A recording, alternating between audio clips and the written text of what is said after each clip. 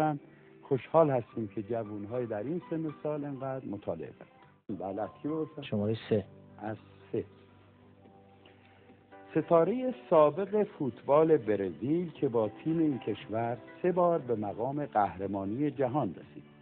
وی در طول دوران بازیگری خود در 1324 دیدار مجموعاً 1282 گل به ثمر رسید.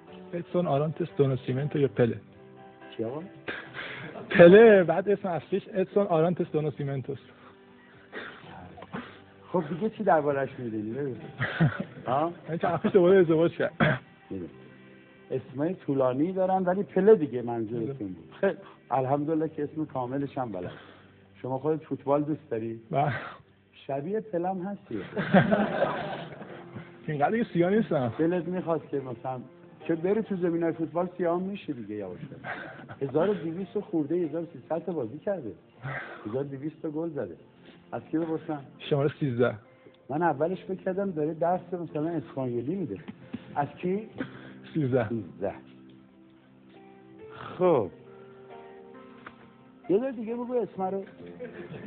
ادسون آرانتس دو ناسیمنتو. خودت. واژه